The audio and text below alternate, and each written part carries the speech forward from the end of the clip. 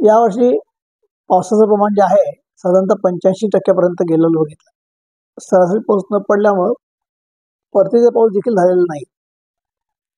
आणि त्याचं कारण आहे प्रशांत महासागराचं वाढलेलं तापमान.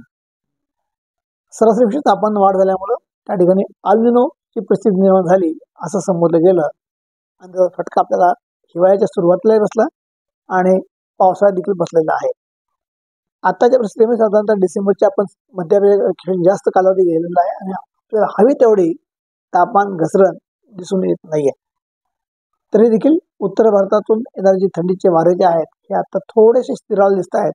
पण आपल्याला आवश्यक तेवढी तापमान घसरण होईल असे काही इंडिकेटर भेटत नाहीयेत.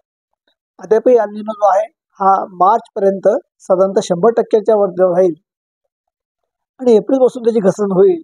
त्यामुळे मुख्य आता हिवाळ्याचे जे काही 1.5-2 महिने शिल्लक आहेत या 1.5-2 महिन्या कालावधीमध्ये देखील खूप काही घसरण होईल असं दिसत नाही. सध्या तापमान 13-12 डिग्रीच्या जवळपास आहे. किमान तापमान जे आहे यामध्ये साधारणतः अजून 1-2 डिग्रीची घसरण अपेक्षित आहे. आणि जी गेल्या वर्षी तापमान 5.7 पण घसरलं होतं एवढं मात्र घसण्याची शक्यता कमी आहे. तरी आपल्याला थंडी जी आहे ही अनेक गोष्टी करता आवश्यक असते आणि यावर्षी तापमान बघता थोडी घसरण अपेक्षित आहे हे निश्चित.